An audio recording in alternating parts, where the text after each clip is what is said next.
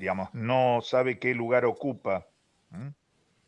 Eh, digo, respecto de esa falta. Por eso es el problema, una de las cuestiones, ¿m? Que, Hola, que Guillermo. acosan. Hola, ¿qué Hola. tal, Guillermo? ¿Qué tal? ¿Cómo va? Hola, Guille. Este, una de las cuestiones centrales, decía, respecto de la falta, que es algo que los otros días te hacía ruido, Claudio, es que justamente es eso, ante la falta de la falta, el sujeto no tiene lugar, y, digamos, ese es el horizonte de su desamparo. Digo, que el otro podría muy bien prescindir de él.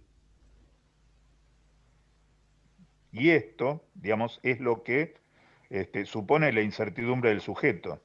Quiero decir, ¿cómo acomodar un deseo ahí? Bueno, este es el punto, digamos, central, la cuestión esencial que liga el deseo a la angustia. Y el hecho es que, entonces, volvemos a la vieja frase, el sujeto ofrece su castración, digamos, en función de la garantía del otro. Es decir, se presenta en falta, ¿no? Justamente para, digamos, evidenciar un lugar en el otro. O sea, lejos de colmar la falta en el otro, digamos, la perspectiva del sujeto es sostener esa falta. Digo, esta sería básicamente, digamos, el logro de la castración. La castración efectuada. El logro de la castración es justamente sostener ese lugar respecto del otro con mayúscula. Eso sería la castración en el otro, en todo caso. El sujeto responde con su castración para mantener ese lugar abierto. A ver, la cuestión es que, digamos, esta garantía no se realiza de buenas a primeras. Es decir, el sujeto tiene que operar, ¿no? Ahí con el deseo para mantener permanentemente esta brecha abierta. Esto, la perspectiva de que la falta falte, es justamente lo que lo ubica en plena Hilflosigkeit, en pleno desamparo, ante justamente la arbitrariedad del otro. Esto es lo que el sujeto se sitúa como impotente. Digo, la interpretación de impotencia, ¿no? Respecto del otro es justamente el soporte, el sostén, ¿no? De la castración. ¿Se entiende esto en general? O, digamos, ¿hay algún punto que necesite alguna aclaración particular? Digo, porque básicamente la situación del sujeto es esta, digamos, digamos, ante la posibilidad, ¿no? De que el sujeto no tenga lugar en el otro, o sea, que no, que el otro esté completo, no esté barrado, el sujeto responde con angustia, es decir, con un afecto que no encuentra su cauce. Digo, no está dirigido a nada en ese sentido. A ver, Claudio. Sí, dos cosas, si me permiten después Sí. contar un caso que justamente atendí hoy, un caso de fobia. Pero Ah, antes que... Yamila, no te veo. Hola, ¿cómo Perdón, andan? ¿qué Te había tal? ¿Cómo estás? interrumpido. Hola, Ah, ¿qué tal? eh, sí.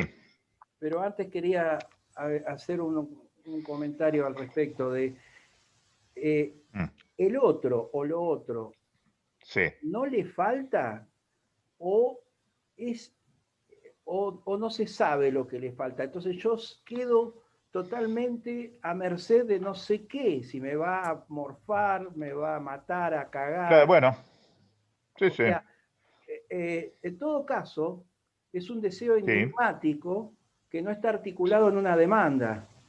Sí, efectivamente. Porque Que solo se puede, claro, pero que solo se puede articular, digamos, en el lugar de una falta. No hay otra forma de articular un deseo. claro. ¿Mm? Es decir, ahora, la cuestión es que, digamos, por decirlo con todas las letras, después Lacan va a hablar de la inexistencia del otro. En realidad, digamos, el otro como tal no existe. ¿Mm? Vamos, eso ya nos ponen en algún aprieto más, pero, digamos, básicamente, el otro es, digamos, el modo en que el sujeto se sumerge en el mundo, en el modo en que el sujeto interpreta su mundo. Por eso, este otro se puede encarnar, digamos, eventualmente, se encarna habitualmente en la madre, en el mundo, el mundo exterior, ¿no? Esto que, de lo que hablaba Freud ya desde el proyecto. Bueno, si en ese mundo, en ese lugar, no hay algo que falte, el sujeto no podría estar ahí. Entonces, la perspectiva del sujeto es poder articular una demanda en el otro. Quiero decir, que el otro le pueda demandar algo. En la medida en que el otro le puede demandar algo, o digamos, el sujeto puede articular una demanda en el otro, entonces, digamos, el deseo encuentra su cauce. Ahora, eh, el punto es que ese lugar nunca está del todo asegurado para el sujeto. Entonces, cuanto, digamos, mejor reparo tenga en su fantasma, menos incidencia va a tener la angustia. En cuanto a ese fantasma con el que sujeto se arma, ¿no?, para articular la demanda del otro, vacila, el sujeto entonces empieza a, digamos, sospechar en todo caso de su lugar en el mundo. Y de que el mundo esté articulado de un modo tal que lo pueda asilar. Una Sí, pregunta. Claudio. Cuando el otro demanda, Sí. hay, me parece que está en relación con lo que veíamos de las dos variables o los dos aspectos del deseo. Mm, El otro me demanda, cuando viste que sí, Lacan dice lo que más quiere el neurótico es que se lo demande, claro. porque en cierto sentido es Mm, aliviador porque aparece acotado, digamos, ¿qué es lo que quiere? Bueno, quiere esto, punto. Ya claro, nos quedamos claro. tranquilos. No, no se me juega más que esto. Sí, No, sí, no se al me menos de corre el juego. momento. Pero por otro lado, al demandar, Mm, hay un segundo aspecto que es el reconocimiento. Yo existo para ese otro. claro, claro. Sí, sí, sí, Cobro sí. existencia y existo para esta cosa específica. Bueno, Entonces, bueno, yo bueno, puedo protestar, pero me calmo. sí. Algo así. Bueno, algo así, algo así. Digamos que sí, básicamente, digo, dicho esto en estos términos, en realidad, digamos, no hay, digamos, la demanda del otro ahí es lo que el sujeto, digamos, interpreta en su deseo como demanda. Es decir, es lo que puede traducir en demanda. O sea, no es que nadie le demande nada. Quiero decir, esta demanda además se va armando, ¿no?, a lo largo del sujeto, además con fragmentos al modo de un rompecabezas, que más o menos van señalando la orientación de la vida del sujeto. Ahora, digo, no es que el otro le vaya a decir vos haces esto, vos haces lo otro, necesito que me des esto. Es decir, es, digamos, el modo digamos, que el deseo puede articularse, ¿no?, en el orden del lenguaje, en el orden significante. Es decir, cuanto más acotada es la demanda, digamos, sí, más dominada está la angustia. Ahora, No sé si querés sí. explicar algo más. Tenía un caso Dale, que no, vino vamos. vino una paciente que ya van 2 o 3 sesiones, Ah, que bueno, es una mujer de 28 años que mm, plantea que tiene ataque de pánico. Bueno, ujú, la psiquiatra que la vio dijo que tiene ataque de pánico, ansiedad anticipatoria y bueno, todas estas sí. cosas que dicen Mm, los médicos. sí, Empieza a sí. contar que efectivamente se le activó la angustia en las últimas Mm, tormentas. Y, mm,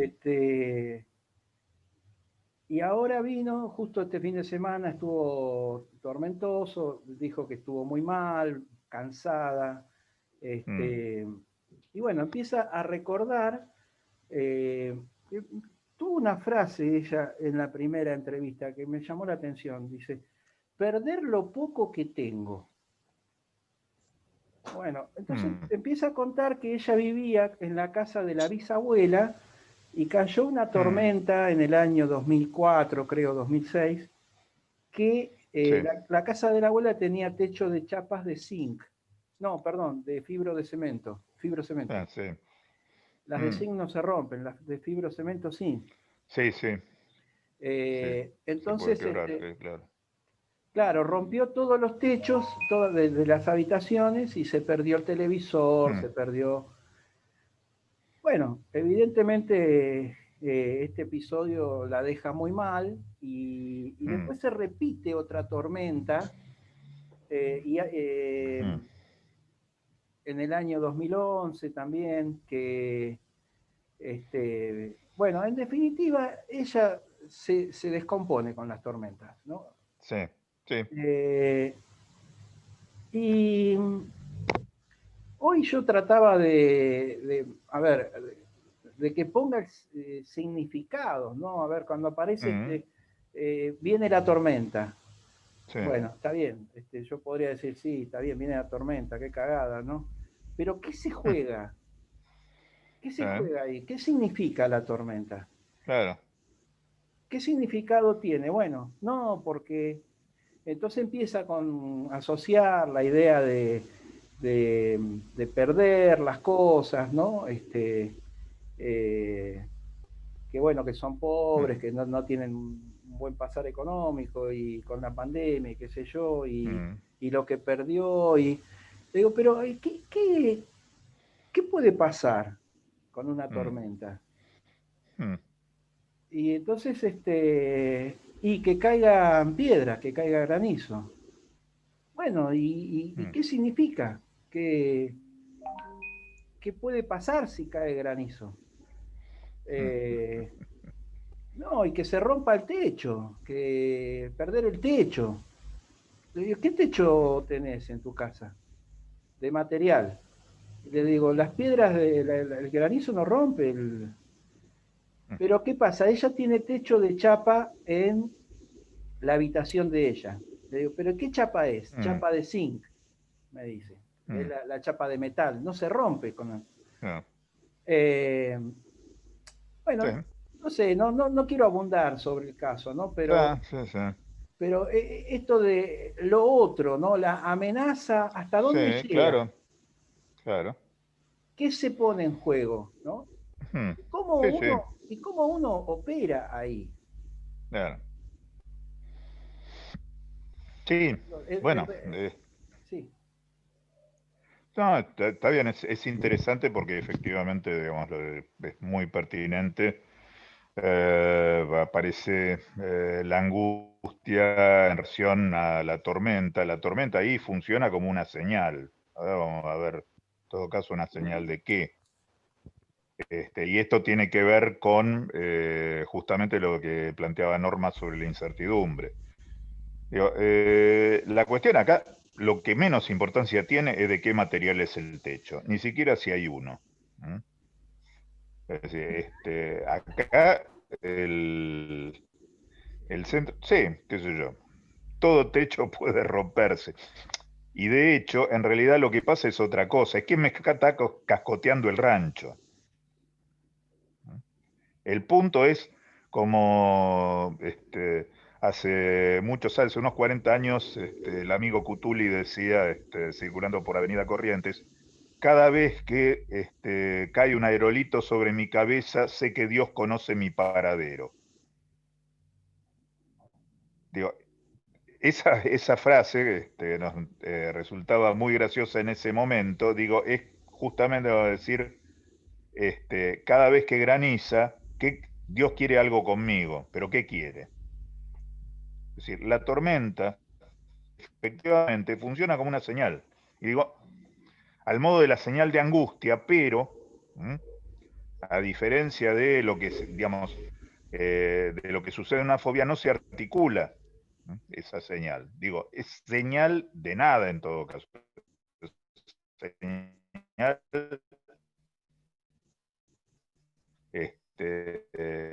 justamente, es una señal que quiere algo conmigo, pero no sé qué.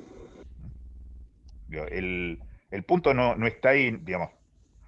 Seguramente tiene algún valor, ¿no? Recuerdo, que eso por ahí siempre es interesante ver hasta dónde se puede desplegar, ese recuerdo de la casa de la abuela, etcétera, etcétera. Ahí incluso, digo, el hecho de que el techo pueda romperse o no, en todo caso, sirve para enmarcar la cosa, es más bien, digamos, tranquilizador.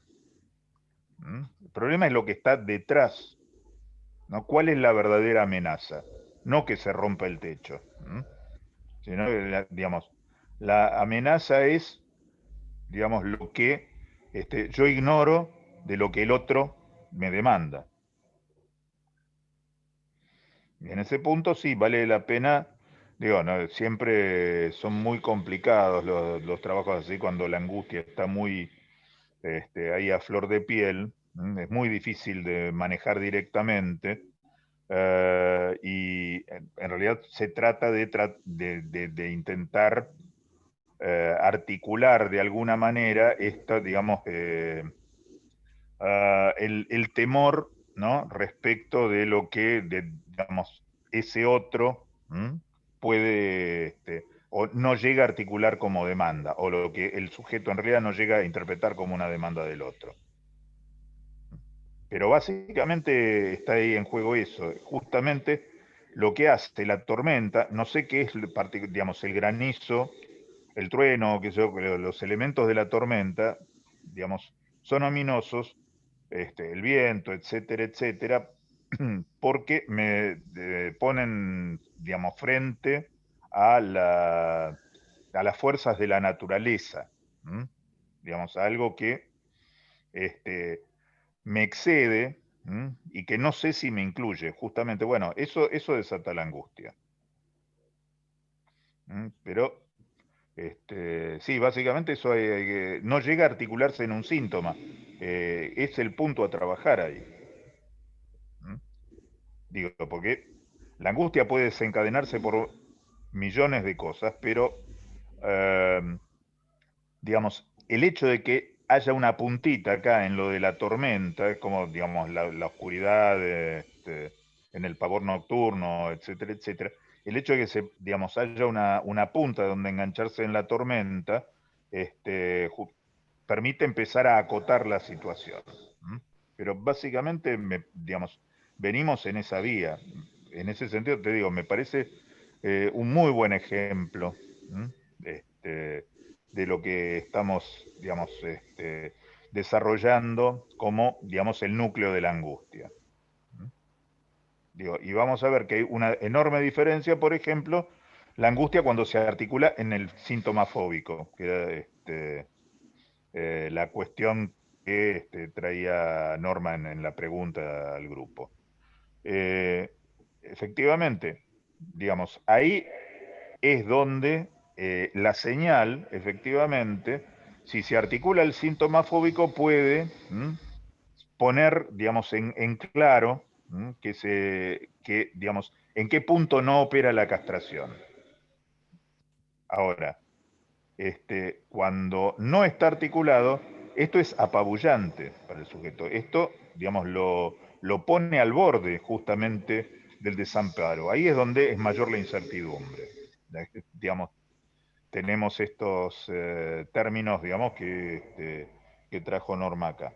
Digo, el punto es que la incertidumbre concretamente, digamos, en el centro, en el núcleo de la angustia, es la incertidumbre por la demanda del otro, la incertidumbre por el lugar que el otro me tiene reservado. Cuando se desata la tormenta, no sé qué es lo que el otro quiere de mí.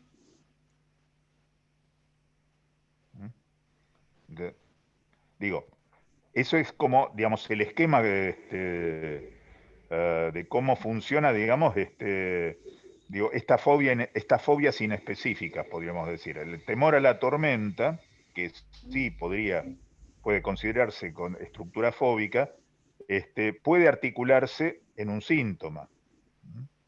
De eso, en todo caso, podemos esperar un trabajo de análisis. Pero, digamos, la cuestión es que es muy difícil trabajar así tan próximo, con la angustia descarnada.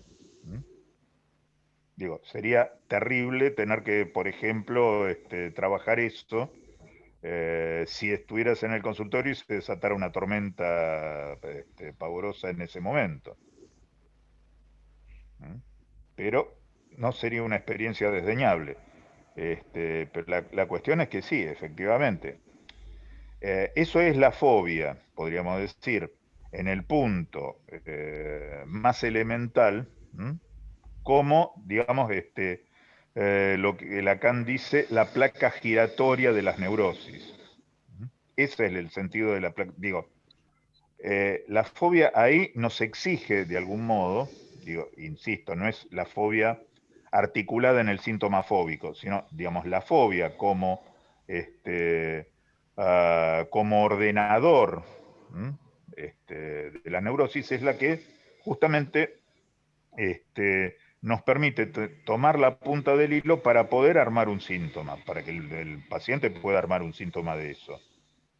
Entonces, ¿qué hacer? Y lo que hacemos siempre, ahora, con mucho cuidado, digamos, con mucha delicadeza, pero sí, básicamente escuchar y justamente no ponerse en el lugar del otro.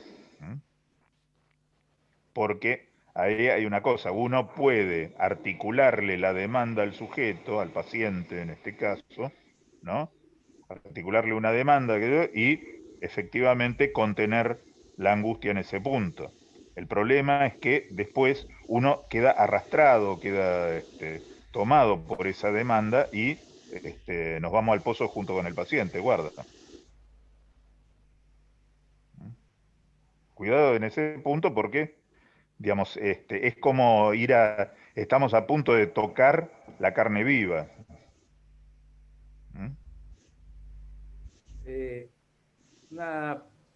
Dos Sí. cosas. Avisa acá el señor del Zoom Sí. que, Quedan 10 minutos. que en 10 minutos nos corta la señal, Bueno. así que vamos a tener que volver a entrar. Sí. Eh, Está bien, no importa. Salimos, entra, desinfecta y volvemos a entrar. Como pasan las cosas hoy en día. Vale. ¿Y la segunda? Y la segunda se me olvidó. Hablando del señor Zoom y todo esto, ya me voy a acordar. Claro, Perdón. eso me pasaba, pues yo tenía dos problemas que me traían ciertas prácticas sexuales en la adolescencia. Una es justamente la falta de memoria y la otra no me acuerdo. Vale, ya va a aparecer. Bueno, seguimos entonces con... Sí. Nada. En todo caso, no sé, ¿hay algún comentario a esta altura del partido? Sí, ya se Ahí me acordó. acordé. ¿Ustedes leyeron el libro Nunca Más? Sí. Lejos de ese tiempo. ¿Sí? Bueno, yo llegué hasta la parte en que Echecolás Ah, le saca la piel de los pies al maestro Bravo mm, con un bisturí. sí, Cuando llegué a esa parte no pude avanzar nunca sí, más. claro, claro. Lo regalé al libro. Ah, Y a partir de ahí, yo militaba en esa época. sí. Me cambió el ánimo en la militancia. Eh, No, se entrecorta mucho ahora lo que estás diciendo. a ver, voy a... Para mí, no sé para los demás, pero... no, esto de ¿qué quieren hacer con vos? Creo que una mm, imagen atroz es la cámara sí, de tortura, que creo que sí, lo han estudiado esto, ¿no? Lo han estudiado, lo han provocado, que la gente se angustie sí. y que se ponga a Bueno, salvo de claro. la angustia, Sí, sí, eh, qué sé yo, no participando, no te metas, qué sé yo, no se corre riesgo, porque justamente no se ah, sabe qué riesgo, qué es lo que quieren. claro, claro, claro. Sí, sí.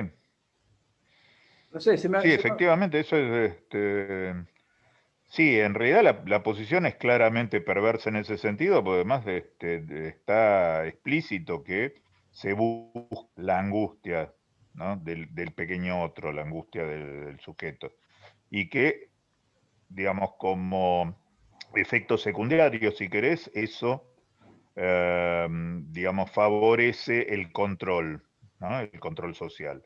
Digo como efecto secundario porque, digamos, la búsqueda del goce es un efecto primario. ¿Mm? Es decir, que se haga, en realidad, digamos, con la intención deliberada de controlar los cuerpos, ¿Mm?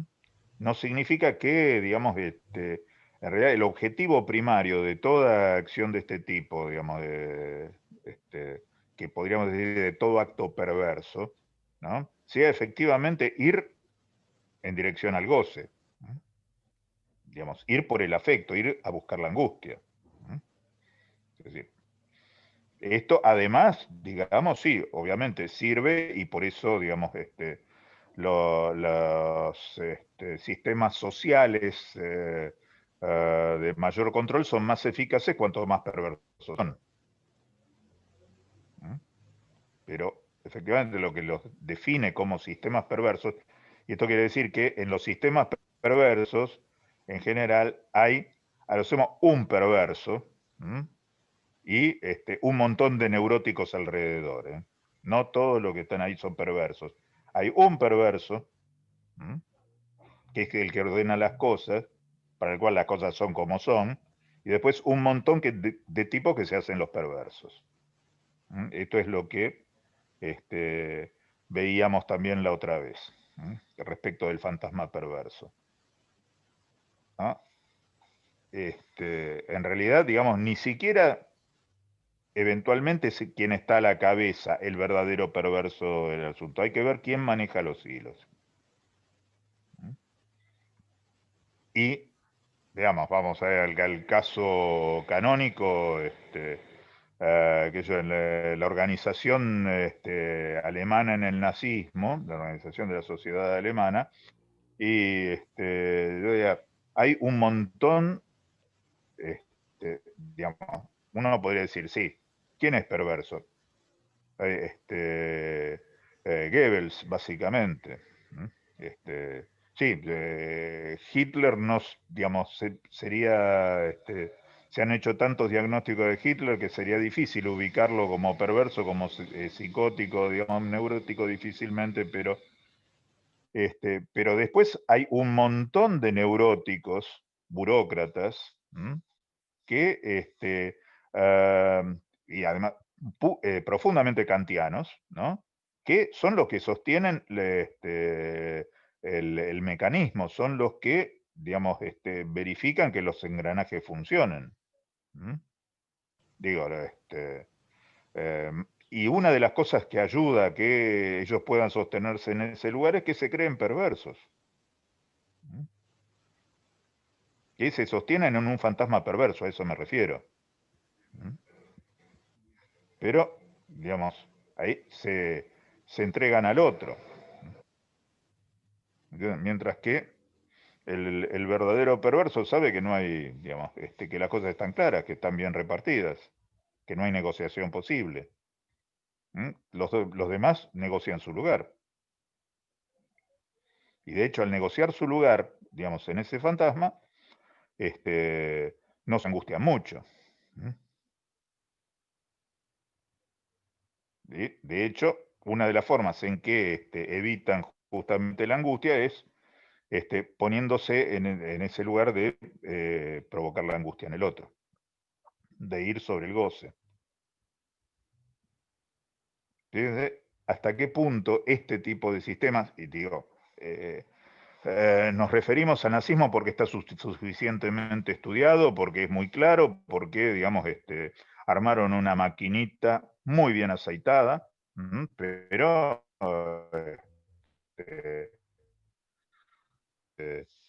de organizaciones, de situaciones, de sistemas, ¿no?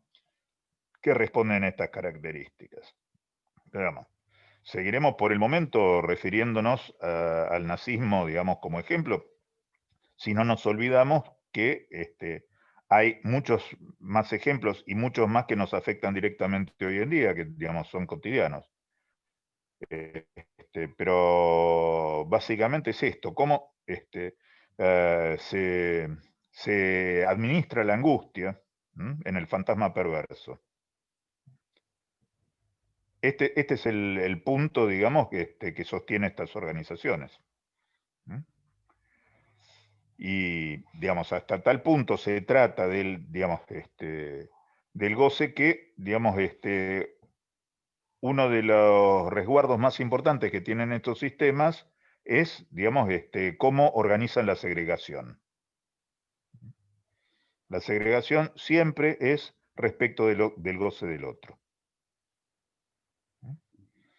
Siempre, la segregación es respecto del goce del otro. Es más, la segregación está profundamente fundada en la envidia. Ustedes dirán, ¿qué? ¿Los nazis envidiaban a los judíos? A los judíos, a los homosexuales, a los débiles mentales, digamos, a los extranjeros en general. Ese es el punto de la segregación, sí. Básicamente la pasión subyacente a la segregación es la envidia.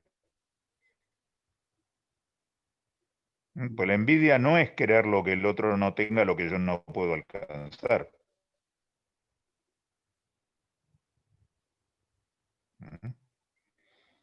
Este es el punto central y que es importante para ver en qué apunta a la angustia del otro, en la perversión.